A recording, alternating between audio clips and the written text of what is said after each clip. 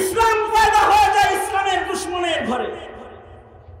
হযরত আবু সুফিয়ান তখনও পর্যন্ত কালেমা পড়ে মুসলমান হন নাই। তিনি তখন মক্কা নগরে সরকার হিসেবে সরকারি আয়োজনে ইসলামের বিরুদ্ধে আইন প্রণেতা। তিনি কি আইন করে? কেউ যদি ইসলামের কথা কয় তার গলা টিপা ধরবি, কেউ যদি মুসলমান হয় তারে গাছে লটকায় পিটাবি। এগুলো হলো আইন, আবু সুফিয়ানের আইন। কেউ যদি মুসলমান হয় তাকে শরীফে চড়াবি প্রয়োজনে। এগুলো হলো সরকারি আয়োজনে মক্কার আইন। আইন প্রণেতার নেতাকে, নেতা হলো আবু সুফিয়ান রাদিয়াল্লাহু আনহু। তখনও পর্যন্ত কালেমা পড়ে মুসলমান হয়নি। কিন্তু আল্লাহ চাইতেছেন তুই একদিক দিয়ে আইন করবি, তোর ঘরের ভেতরে আমি কালেমার পতাকা জ্বালাবো, ওড়াবো।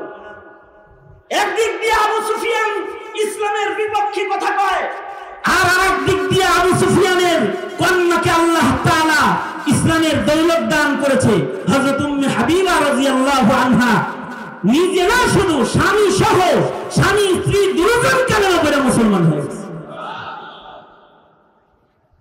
এখন স্বামী স্ত্রী দুজন মুসলমান হয়েছে, মক্কায় থাকার কায়দা নাই, দুজনকে জুলাই পিটাইব আবু সুফিয়ান।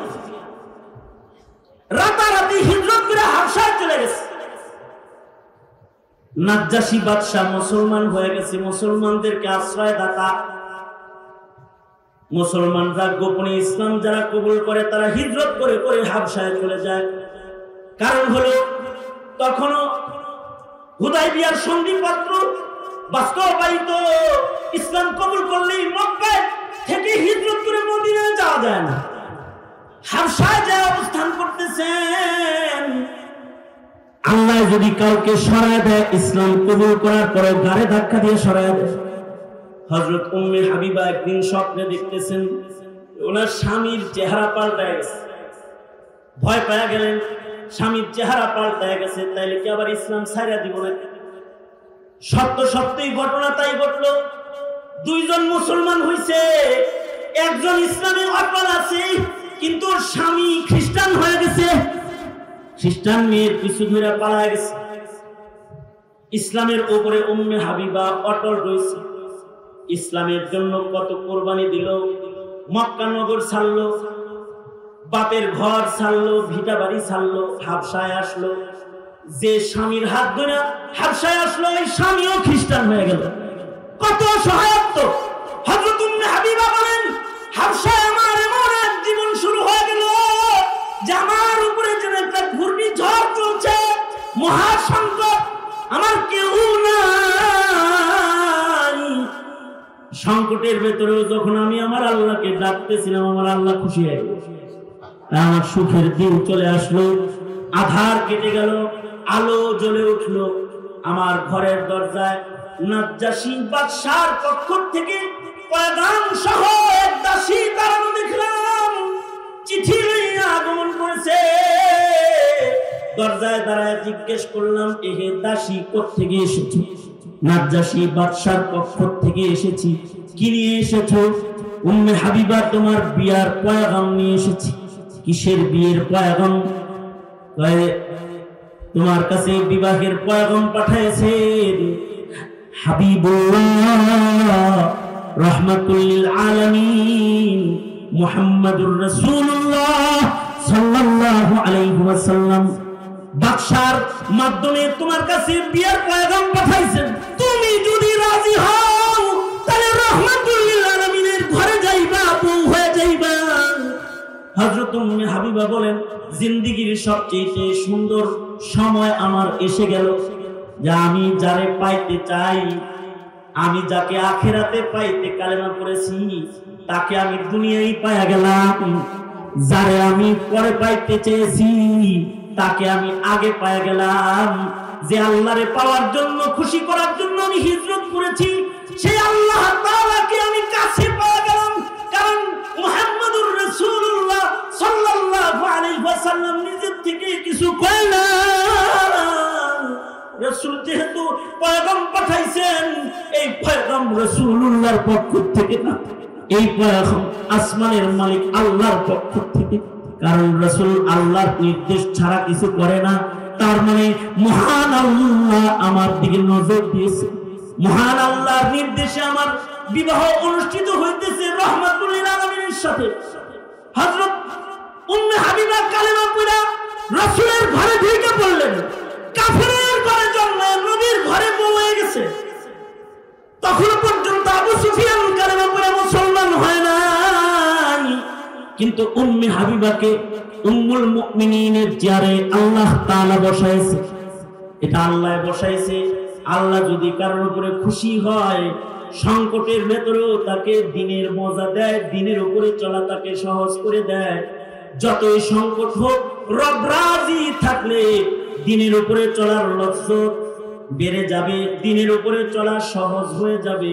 এজন্য এহে জাতি তোমাদেরকে বলবো, এই সংকটের সময় আল্লাহর গোলামি করার জন্য আল্লাহর আশ্রয় তোমরা গ্রহণ করো, আল্লাহর আশ্রয় গ্রহণ করো।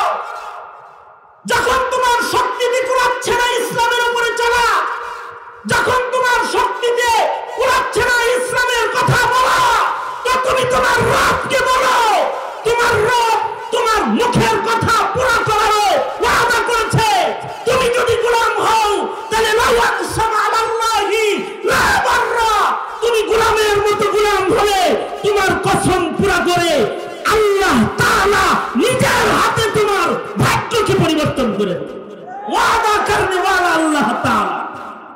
সঙ্গত কারণে এই মুসলিম মিল্লাত আপনাদেরকে বলি, সংকটের দিনে সংকট দেখে কি ইসলাম থেকে দূরে সরে যাবে না। মেঘ দেখে তুই করিস নে ভয়, আড়ালে তার সূর্য হাসে। যতই সংকট আসুক, সংকটের সময়ে রবের মদদ কামনায় নিজে ইসলামের উপর ইস্তেকামতের সাথে দাঁড়িয়ে আল্লাহ পাওয়ার জন্য সদা সর্বদা সর্বোচ্চ কুরবানি দিতে তৈয়ার থাকবো এবং আল্লাহর মদদ কামনা করেই যাব ইনশাআল্লাহ। রাজি আছি তো ইনশাআল্লাহ। এই মাহফিল, এই যে দাওয়াতি আয়োজন যেটা অনুষ্ঠিত হয়েছে, উলামা হযরতরা কথা বলেছে, এই কথাগুলোই হিদায়াতের জন্য যথেষ্ট কথা নয় যদি না আল্লাহর মদদ শামিলে হাল না হয়।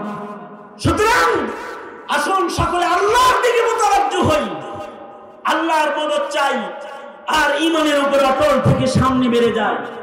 বেশি কথা বলার মতো হিম্মত আমার নাই, আর পুঁজি তো নাই। পিতাজি বসে আছেন, উস্তাদ বসে আছেন, মুরব্বী বসে আছেন। মুরব্বীর সামনে এত লম্বা করে কিছু বলার নাই। তবে আমি শুধু এতটুকু বলতে চাই, ইসলামের শুরু তো হয়েছে সংকটে। সংকট যদি আরো বেড়েও যায়, কঠিন সময়েও এহে আল্লাহ প্রেমিক মুমিনেরা, তোমরা তোমাদের ঈমানি দস্তরখানে সর্বোচ্চ কুরবানি দিয়ে হলেও ইসলামের ঈমানের দস্তরখানে তোমরা অটল অনড় থাকবে। হয়তো শাহাদাতের পেয়ালা পান করবে, তারপরেও ঈমানের উপরে ইস্তেকামতের সাথে দাঁড়িয়ে থাকতে প্রস্তুত আছো তো ইনশাআল্লাহ? আছো তো ইনশাআল্লাহ? আল্লাহ তাআলা তোমাদেরকে তৌফিক দান করুন। এই আমাদের সকলকে আল্লাহ তাআলা তৌফিক দান করুন এবং ঈমানের উপরে অটল থেকে আমাদেরকে আল্লাহ তাআলা ঈমানের উপরে আমাদেরকে আল্লাহ তাআলা খাতেমা বিল খায়র নসিব করুন। এই কামনা করেই আমি আমার সংক্ষিপ্ত দাওয়াত এখানেই ইতি টেনে আজকের মাহফিলের আখিরি আলোচনা, আখিরি মুনাজাত করার জন্য যেই মুরব্বীকে আপনাদের কাছে এখন উপস্থিত, আপনাদের সামনে এখন তুলে ধরতেছি, তিনি হলেন আমাদের সকলের মুরব্বী শেখুত তাফসীর আল্লামা খুরশিদ আলম কাসেমী দামাত বরকাতুহুল আলিয়া। তিনি শেষ নসিহা এবং শেষ মুনাজাত করবেন। আখিরি মুনাজাত করে একসাথে এখান থেকে সবাই চলে যাব ইনশাআল্লাহ। আল্লাহ তাআলা এই আয়োজন মাহফিল সবটুকু কবুল করেন, আমাদের হাজিরিকে কবুল করেন, আমিন। ওয়া আখিরু দাওয়ানা আলহামদুলিল্লাহি রাব্বিল আলামিন। আসসালামু আলাইকুম ওয়া রাহমাতুল্লাহি ওয়া বারাকাতুহু।